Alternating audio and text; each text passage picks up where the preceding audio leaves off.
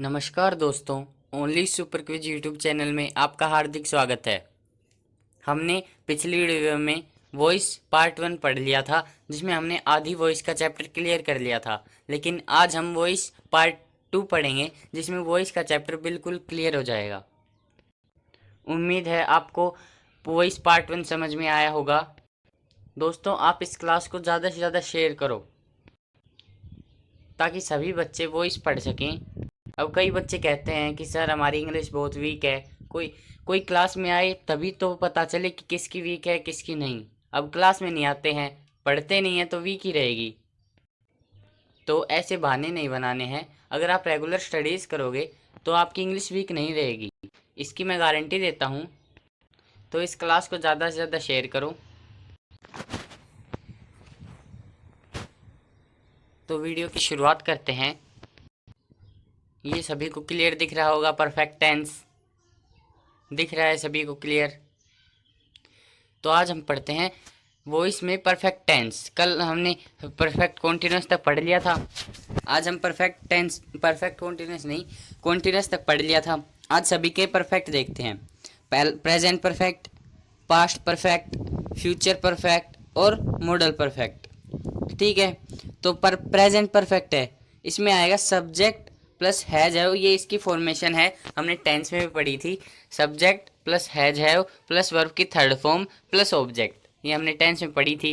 अब इसका पैसिव बनाएंगे तो ऑब्जेक्ट क्या बन जाएगा, ये सब्जेक्ट, तो ऑब्जेक्ट आगे आ जाएगा। हैज हैव ही रहेगा। फिर है ना, इसमें एक नया शब्द जुड़ेगा जो वो बीन, इसमें बीन जुड़ जाएगा। ठीक है, और आपको पता है पैसिव वॉइस में वर्ब की थर्ड फॉर्म होती है। फिर उसके बाद बाय और फिर सब्जेक्ट। ठीक है, ये तो आप सभी को पता चल गया होगा। पास्ट परफेक्ट देखिए, सब्जेक्ट प्लस हैड हमने पढ़ा था।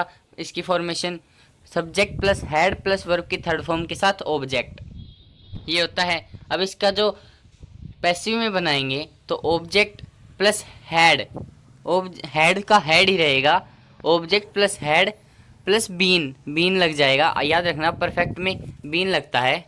सॉरी, ये थोड़ा एरर हो गया था। प्लस वर्ब की third form plus by plus subject. ठीक है, याद रखना सब्जेक्ट का ऑब्जेक्ट बनाना है, ऑब्जेक्ट का सब्जेक्ट बनाना है और वर्ब की थर्ड फॉर्म ही यूज करनी है। मैं आपको कीवर्ड्स बता देता हूँ। जब कॉन्टिन्यूस टेंस हो, यानी आपको साफ दिख रहा हो कि इसमें कॉन्टिन्यूस टेंस लग रहा है, ठीक है, तो इसमें लगेगा बीइंग, BEING। ठीक है, उसमें बीइंग लगेगा।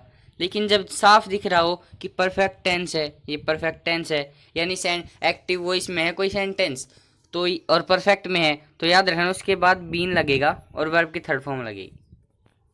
ये बच्चों को कन्फ्यूजन होता है, लेकिन अब नहीं रहेगा। आपने पढ़ा होगा कि कंटिन्यूस में ING लगा होता है। ठीक है, ING लगा होता है, तो बी की फॉर्म के साथ हम ING लगा देंगे, बीइंग बन गया। और परफेक्ट में हम बीन यूज करेंगे। आगे समझ में सभी को कोई डाउट नहीं रहना चाहिए।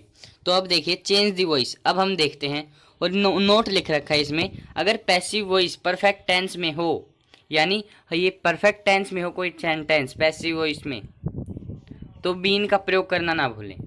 यानी यहाँ पर ये पैसिव में है कोई सेंटेंस, तो बीन का प्रयोग ना भूलें। अब हम थोड़े सेंटेंस देखते हैं। Who had seen him. अब कुछ वर्ड्स होते हैं जो चेंज होते हैं, जैसे हु है वो बाय हुम में हो जाता है।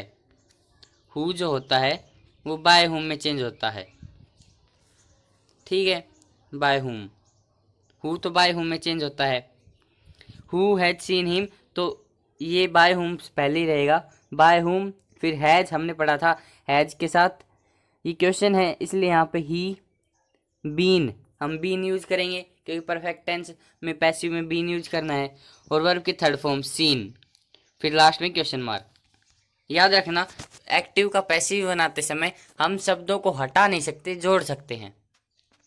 जैसे हमने यहाँ पे बीन जोड़ा, लेकिन यहाँ से कोई वर्ड गायब हुआ नहीं हुआ, हमने बाय जोड़ा और हुम जोड़ा, ये तो चेंज हो गया, कोई गायब नहीं हो सकता। सेकंड देखिए, the news has surprised us. The news has surprised us. अब ये परफेक्ट है तो हमें पता है साफ साफ इसमें बीन का यूज होगा। होगा। तो अस हमने पढ़ा था कि नॉमिनेटिव केस मैंने बताए थे आई, माई, मी, ये होते हैं प्रोनाउन टेबल में। तो आई तो नॉमिनेटिव केस, ये पॉजेसिव और ये ऑब्जेक्टिव, ठीक है। तो नॉमिनेटिव केस को ऑब्जेक्टिव में बना देंगे और ऑब्जेक्टिव केस को नॉमिनेटिव में बना देंगे। तो ये यहाँ पे अस है, वी आवर अस, ठीक है। तो अस को हम वी बना देंगे, तो अस का हमने वी बना दिया। वी अब हम प्लूरल हो गए, तो जो वर्ब लगेगी में हेल्पिंग वर्ब, तो वो भी प्लूरल लगेगी। फिर हमने पढ़ा बीन लगा दिया। और सरप्राइज्ड एट, ये कुछ वर्ड प्रीपोजिशन होती हैं जो एक निश्चित शब्द के बाद आती हैं, अभी वो वर्ड दिखाएंगे। फिर एट दी न्यूज़, कोई वर्ड चेंज हुआ, कोई वर्ड रिप्लेस हुआ, यहाँ से कोई नहीं हुआ, बस ये क्या हुआ, ये चेंज हो गए, ये गायब नहीं होते, ये चेंज होते हैं, ठीक है। थर्ड देखिए, ही will have understood your ulterior motive by that time, घबराने की जरूरत नहीं है। अब इसमें है ना, योर अल्टीरियर ले लीजिए सब्जेक्ट के रूप में, या बाय दैट टाइम ले लीजिए। हम यहाँ पे इसने योर अल्टीरियर ले रखा है। Your ulterior motive will have been understood by him that time. अब ये समझाता हूँ कैसे आया ये देखिए, योर अल्टीरियर ये रहा, ये तो बना दिया इसने सब्जेक्ट, ठीक है। योर अल्टीरियर मोटिव, इसने ये सब्जेक्ट ले रखा है। योर अल्टीरियर मोटिव, इसने सब्जेक्ट ले रखा है ये योर अल्टीरियर मोटिव, ठीक है। इसको बना दिया हमने सब्जेक्ट। और फिर विल हैव बीन, अब हमने पढ़ा था ये परफेक्ट कॉन्टिन्यूस का है, परफेक्ट कॉन्टिन्यूस नहीं, फ्यूचर परफेक्ट का है। हमने फ्यूचर परफेक्ट के वो नहीं पढ़े, पहले वो पढ़ के आते हैं, फिर आपको ये समझ आ जाएगा। देखिए ये रहा फ्यूचर परफेक्ट। अगर सेंटेंस फ्यूचर परफेक्ट में हो तो subject shell will have plus verb की थर्ड फॉर्म ऑब्जेक्ट, ये मिलेगा। इसमें है सब्जेक्ट ही, शैल विल मिल गया, हैव मिल गया, वर्ब की थर्ड फॉर्म अंडरस्टैंड की थर्ड फॉर्म अंडरस्टूड, और फिर ऑब्जेक्ट, ये ऑब्जेक्ट है पूरा, your ulterior motive by that time. इसमें बाय दैट टाइम क्या है, ये कॉम्प्लीमेंट है, ठीक है। तो और याद रखना कॉम्प्लीमेंट लास्ट में आता है, तो इसका हम बनाएंगे ऑब्जेक्ट, ये हमने पढ़ा था, ऑब्जेक्ट का सब्जेक्ट बन जाता है। शैल विल वैसा ही रहेगा, हैव और फिर बीन और फिर वर्ब की third form by plus subject और बाद में जो कॉम्प्लीमेंट। और मॉडल देख लीजिए, subject plus model plus have plus verb की थर्ड फॉर्म के साथ ऑब्जेक्ट मिलेगा आपको एक्टिव में। तो पैसिव बनाते समय ऑब्जेक्ट का सब्जेक्ट, सब्जेक्ट का ऑब्जेक्ट, ये काम तो पक्का है, और वर्ब की थर्ड फॉर्म यूज करनी है। फिर मॉडल के बाद हैव बीन और लगा देना है बस, और फिर उसके बाद वर्ब यूज करनी है, ठीक है। अब फ्यूचर परफेक्ट और मॉडल परफेक्ट में कोई ज़्यादा अंतर नहीं है, क्योंकि देखिए ये शैल विल मॉडल ही होते हैं, मॉडल में आपने पढ़ा था, तो बाकी मैच ही है, इसमें भी सब्जेक्ट इसमें भी सब्जेक्ट, ये शैल विल मॉडल हो गए, हैव भी दोनों में है, वर्ब की थर्ड फॉर्म प्लस ऑब्जेक्ट। तो आपको सिर्फ फ्यूचर परफेक्ट का याद रखना है। अब देखिए, अब इस एग्जाम्पल को समझिए। ये हमने ये देख लिया कि यहाँ पे ऑब्जेक्ट क्या है, पहले ये निकाल लीजिए कि ऑब्जेक्ट क्या है। योर अल्टीरियर मोटिव, ये है यहाँ पे ऑब्जेक्ट, बाय नहीं है, ठीक है। तो ये योर अल्टीरियर मोटिव सब्जेक्ट बना दिया।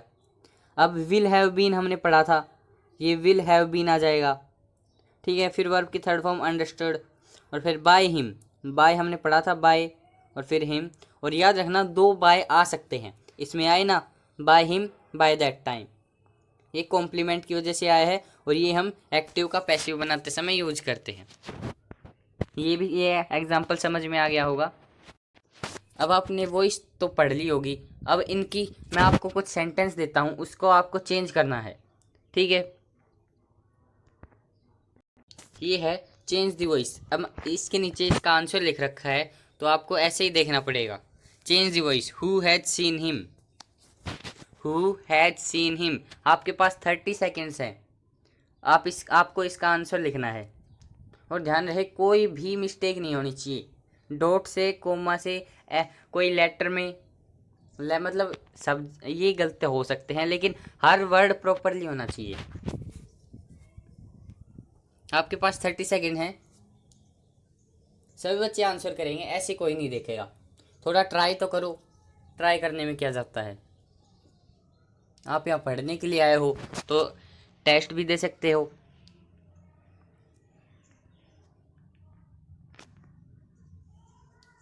तो ये इसका आंसर बताइए आप। Who has seen him?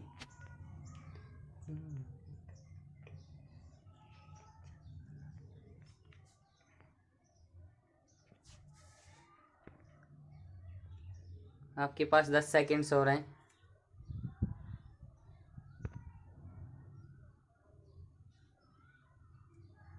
शाबाश, सभी बच्चे आंसर देंगे।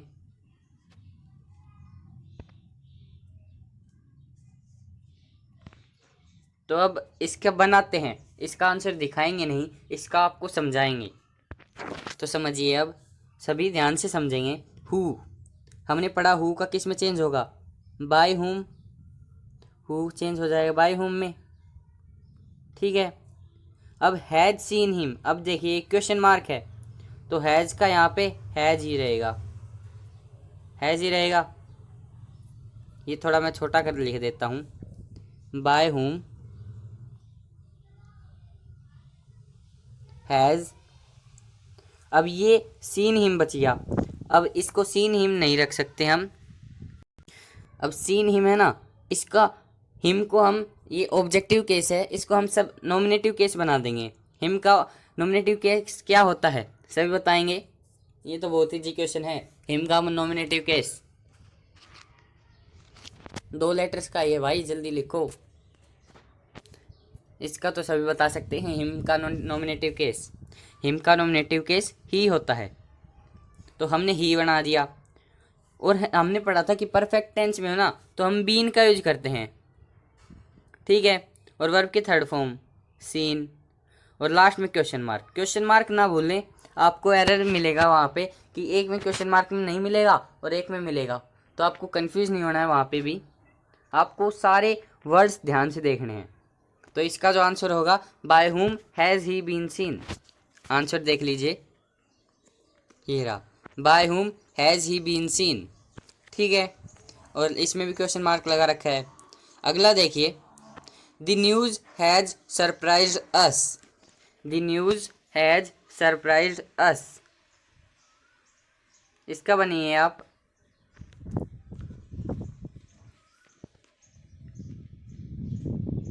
ये इजी है, ये भी समझ लीजिए।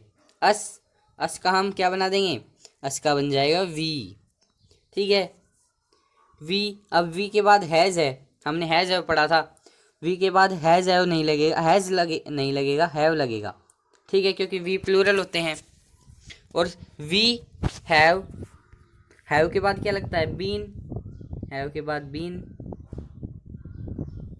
फिर वर्ब की थर्ड फॉर्म सरप्राइज्ड, सरप्राइज्ड। और फिर एट, सरप्राइज्ड के बाद एट लगाना ना भूलें, एट द न्यूज़, ठीक है। आगे समझ में? अब इसका आंसर देख लीजिए, we have been surprised at the news. समझ आ रहा है? He will have understood your ulterior motive by that time.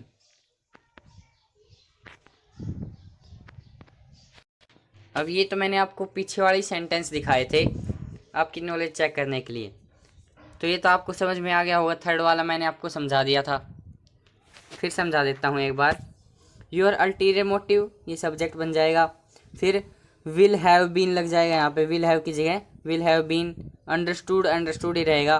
Bye him, by that time. Easy है, ठीक है। The committee had looked into the matter impartially before he was found guilty. अब इसका देखिए, इसमें ऑब्जेक्ट देखिए, इसमें ऑब्जेक्ट क्या है? इसमें दी मैटर ऑब्जेक्ट है। दी मैटर हैड है तो had been, looked into, looked into याद रखना, लुक्ड के बाद हमेशा इनटू मिलेगा।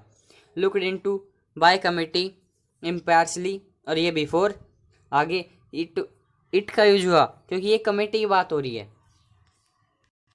It found him guilty. आ गया समझ में? इतना हार्ड नहीं है वो इस चैप्टर, जितना बच्चे इसको समझते हैं। तो अब मैंने आपको बताया था कुछ ऐसी वर्ब जिनके बाद फिक्स प्रीपोजिशन आते हैं, तो देख लीजिए वो कुछ ऐसे वर्ब होते हैं जिनके बाद फिक्स प्रीपोजिशन आते हैं, जैसे नोन टू, नोन के बाद आपको टू लिखा मिलेगा। सरप्राइज्ड एट, सरप्राइज के बाद आपको एट में लिखा मिलेगा। Amazed at, astonished at, startled at, vexed at, annoyed with somebody, annoyed at, content in, embodied in, crammed with, decorated with, filled with, ornamented with, throned with, tired of, engulfed in। तो ज़्यादा इसको खतरनाक समझने की ज़रूरत नहीं है, easy है ये, आपको बस थोड़ा सा माइंड में रखना है। फिर से पढ़िए, known to, surprised at, amazed at, astonished at, startled at, vexed at, annoyed with, annoyed at, contained in, embodied in, crammed with, decorated with, filled with, ornamented with, throned with और tired of, engulfed in। ठीक है, अब देख पहला ही example है engulfed से, तो engulfed के बाद क्या लगेगा, in लगेगा, तो the fire engulfed the building। याद रखना आपको पैसिव में लगाना है ये, the building, यहाँ पे the building का हो गया। फिर वो इनगल्फ्ड है, या ये देख लीजिए ये पास्ट में है, तो हमने सिंपल पास्ट में क्या पढ़ा था, वाज वर के बाद वर्ब की थर्ड फॉर्म है ना, तो वाज वर लगा दिए यहाँ पे। फिर वर्ब की third form in the fire, अब इनगल्फ के बाद हम इन लगाएंगे, ठीक है, दी फायर। अब बाय क्यों नहीं लगाया, क्योंकि यहाँ पे कोई पर्सन नहीं है, ठीक है, यहाँ पे कोई पर्सन नहीं है, पर्सन हिंदी वाला नहीं, इंग्लिश वाला, लोग। सेकंड देखिए, दिस बॉक्स कंटेन 10 सिगार्स। अब हमने कंटेन में पढ़ा था, कंटेन के बाद इन आता है, तो 10 सिगार्स, आर सिगार्स ये प्लूरल है, तो are contained in this box. Easy है क्वेश्चंस, चलिए आगे बढ़ते हैं। अब देखिए WH क्वेश्चंस, अभी क्वेश्चन आया था हु वाला, तो WH क्वेश्चंस देखिए, यस नो क्वेश्चंस का पैसिव बनाकर उसके पहले इंटेरोगेटिव वर्ड जोड़ देने से WH क्वेश्चन बन जाता है। यानी जो ऐसे क्वेश्चन जिनका आंसर हाँ या ना में हो, तो उनसे पहले इंटेरोगेटिव वर्ड जोड़ देंगे, जैसे has, have, was, were, is, am, are, am तो नहीं होता है, आई के साथ ही होता है, तो वो लगाने से वहाँ पे क्वेश्चन बन जाता है। अब नीचे देखिए, have you broken the glass, अब ये यहाँ पे हैव लगा दिया, तो ये इंटरोगेटिव हो गया। अब इसका पैसिव बनाएंगे ना, तो इसको सब्जेक्ट के हिसाब से चेंज करेंगे। अब पहले तो ये क्या, ये हैव यूज़ हो रहा था, कि सब्जेक्ट के अनुसार हो रहा था, क्योंकि यू है, यू प्लूरल होता है, तो यू के साथ हैव का यूज हुआ। लेकिन ग्लास आ गया, अब ग्लास सिंगुलर है, तो यहाँ पे क्या आएगा, यहाँ पे हैज़ आएगा। हैज़ द ग्लास बीन, हमने पढ़ा कि परफेक्ट में हो तो बीन लगेगा। ब्रोकन वर्ब की third form by plus subject. आ गया समझ में। अब इन यस नो क्वेश्चंस के पहले इंटेरोगेटिव वर्ड जोड़कर लिखें, यानी अब इनका आंसर बनाना हो बड़ा, तो इनसे पहले इंटेरोगेटिव वर्ड, जैसे why have you broken the glass. अब ये have you broken the glass तो था ही, अब इससे पहले वाई का यूज कर दिया गया, तो ये इंटेरोगेटिव वर्ड जोड़ दिया यस नो क्वेश्चन से पहले। तो कुछ नहीं करना, डरने की जरूरत नहीं है, यहाँ पे वाई का वाई रख देना है। कुछ सेंटेंस भी होते हैं जो चेंज होते हैं, लेकिन वाई नहीं होता, तो वाई का वाई, और ये जो ऊपर बनाया था आपने, has the glass been broken by you. Easy है ना, लाइव चैट में लिखे इजी है, वो इतना हार्ड चैप्टर नहीं है, ठीक है। यह rule why, how, when, where, what आदि के साथ लागू होते हैं, किंतु हु या हुम आदि से शुरू होने वाले क्वेश्चंस पैसिव को देखें, क्वेश्चंस के पैसिव को देखें। यानी जब हु किस में चेंज होता है, ये जो होते हैं why, how, when, where, what, ये तो चेंज नहीं होते, लेकिन हु और हुम वाले चेंज होते हैं। अब हु देखिए, हु रोट दी रामायणा, तो हु का क्या हो गया, by whom was the Ramayana written. अब ये वाज क्यों आया, सभी बताएंगे यहाँ पे वाज का यूज क्यों हुआ, यहाँ पे वाज क्या यूज क्यों हुआ। शाबाश।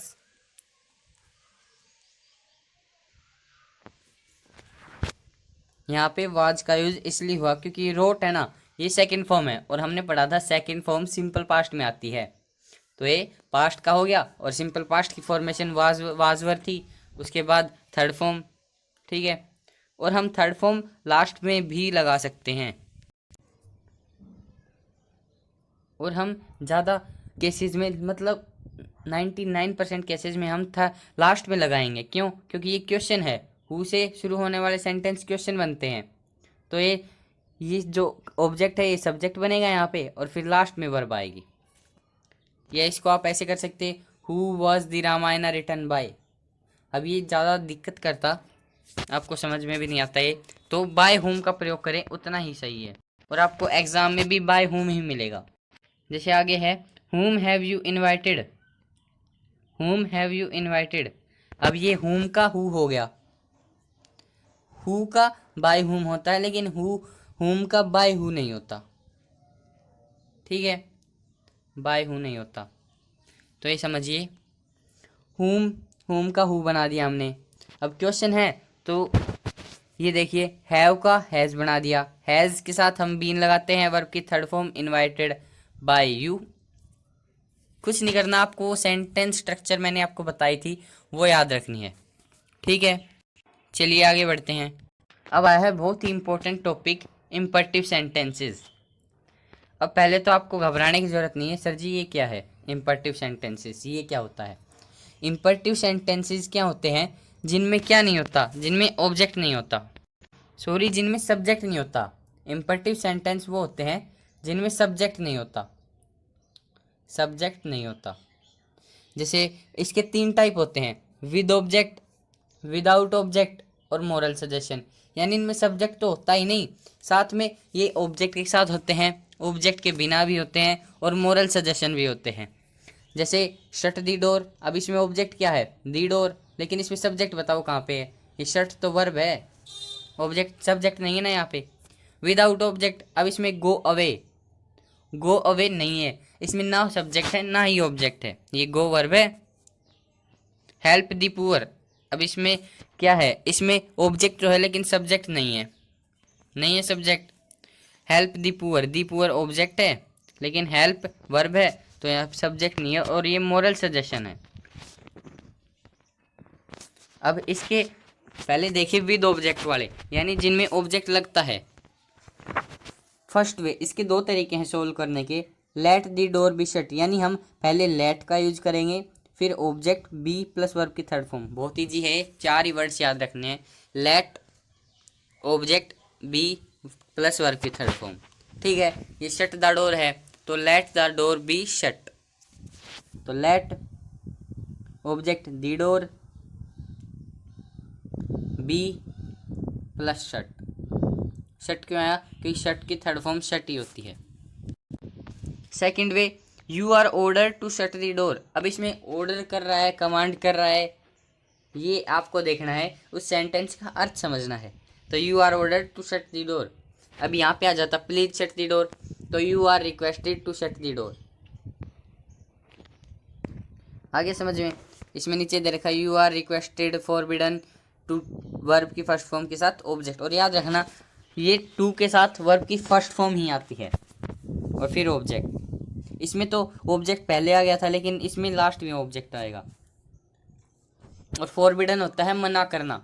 आपको एक रूल बता देता हूँ, फॉरबिडन, ये फॉरबिडन आपको कहीं भी मिल जाए ना तो इसके बाद आपको नोट नहीं लगाना, फॉरबिडन वाले सेंटेंस में आपको नोट नहीं लगाना। ठीक है, ये तो थी विद ऑब्जेक्ट वाले सेंटेंस की बात। अब ये देखिए विदाउट ऑब्जेक्ट, यानी जिनमें ऑब्जेक्ट नहीं होता, ना ही सब्जेक्ट होता है ना ही ऑब्जेक्ट होता है। तो विदाउट ऑब्जेक्ट पहला है गो अवे, अब ये एक्टिव वॉइस है, ए बी मतलब एक्टिव वॉइस, तो इसमें भी ऐसे ही आएगा, you are order requested to verb की फर्स्ट फॉर्म के साथ ऑब्जेक्ट। ठीक है, इसका प्लूरल पैसिव वॉइस बन जाएगा, you are order to go away. अब मोरल सजेशन देखिए, हेल्प द पुअर है, इसमें पहले आपको ऑब्जेक्ट रखना है, पहले ऑब्जेक्ट, ओ से ऑब्जेक्ट, ठीक है। फिर शुड लगाना है, क्योंकि मोरल सजेशन के लिए हमने पढ़ा था मॉडल में शुड लगाएंगे हम। शुड के बाद बी और फिर वर्ब की थर्ड फॉर्म। अब यहाँ पे बी का यूज पता है क्यों करते हैं? ताकि यहाँ पे हमने पढ़ा था कि पैसिव वॉइस में हमेशा वर्ब की थर्ड फॉर्म आती है, पैसिव वॉइस में हमेशा वर्ब की थर्ड फॉर्म आती है, लेकिन मॉडल में मॉडल के बाद वर्ब की फर्स्ट फॉर्म आती है, मॉडल के बाद वर्ब की फर्स्ट फॉर्म आती है, वर्ब की थर्ड फॉर्म नहीं आती। तो हम कुछ ऐसे वर्ड लेके आए जिनसे इनके बाद वर्ब की थर्ड फॉर्म लग जाए, तो यहाँ पे बी का यूज होता है। हो गया लॉजिक क्लियर? ठीक है, ये भी आपको याद रख हो गए होंगे। इसके बाद हम एक्सरसाइज लेके आएंगे 200 क्वेश्चंस की। 200 क्वेश्चंस की एक्सरसाइज करने के बाद आप किसी भी कम्पिटिटिव एग्जाम में बैठ जाना इंडिया के, आप वो इसमें कभी मार नहीं खाओगे। क्वेश्चन इतने लेवल के होंगे, बेसिक टू एडवांस, ठीक है। तो वो क्लास को आपको अटेंड करना है, क्योंकि आप ये वीडियो देख रहे हो, किस लिए देख रहे हो? ताकि आपकी तैयारी अच्छी हो, और तैयारी के लिए आप प्रैक्टिस करोगे। तो प्रैक्टिस के लिए उस वीडियो में 200 क्वेश्चंस होंगे, ठीक है। ये तो आपको समझ में आ गया, इंपैरेटिव सेंटेंस जिनमें सब्जेक्ट नहीं होता। अब इन्फिनेटिव देखिए, इन्फिनेटिव वर्ब की एक टाइप है जिसमें टू प्लस वर्ब की फर्स्ट फॉर्म मिलती है। इन्फिनेटिव एक वर्ब की टाइप है, या सेंटेंस में सेंटेंस बोल सकते हैं, जिसमें ऐसे सेंटेंस जिनमें टू प्लस वर्ब की फर्स्ट फॉर्म हो तो वो इन्फिनेटिव होते हैं, या नॉन फाइनाइट भी बोल सकते हैं आप इनको। एक्टिव में आपको मिलेगा टू प्लस वर्ब की फर्स्ट फॉर्म, और पैसिव में आपको बना देना टू बी प्लस वर्ब की थर्ड फॉर्म, क्योंकि हमने पढ़ा कि टू के साथ हमेशा वर्ब की फर्स्ट फॉर्म लगती है, इसलिए हम इसमें बी को डाल दिया, इसमें बी आ गया। जैसे I am to do it, अभी सेंटेंस में टू प्लस डू यानी वर्ब की फर्स्ट फॉर्म आ गई टू के बाद, तो टू बी प्लस वर्ब की थर्ड फॉर्म। इट इज, पहले तो यहाँ पे देखिए इट आया, यहाँ पे इट इज, एम है तो यहाँ पे इज एम आर का यूज करेंगे। इट के बाद इज आता है। टू बी डन, ये टू बी डन आ गया बाय मी। आगे है you are to write it in ink, तो इसका बनेगा it is to be written in ink, ठीक है। तो आज के लिए इतना ही। पार्ट 3 में मिलेंगे, जिसमें आप वॉइस का चैप्टर क्लियर कर लेंगे। आज हमने वॉइस का चैप्टर क्लियर क्यों नहीं किया? क्योंकि आज ज़्यादा टाइम हो जाता और ज़्यादा बच्चे रुकते भी नहीं हैं। कुछ एक बच्चे हैं जिनको बाद में काम हो जाता है तो वो लेफ्ट कर जाते हैं, वो क्लास पूरी नहीं देखते, तो इसलिए आधे घंटे की क्लास है आज। तो पार्ट 3 में वॉइस क्लियर होगा, और पार्ट 4 में आपको इसकी एक्सरसाइज मिलेगी।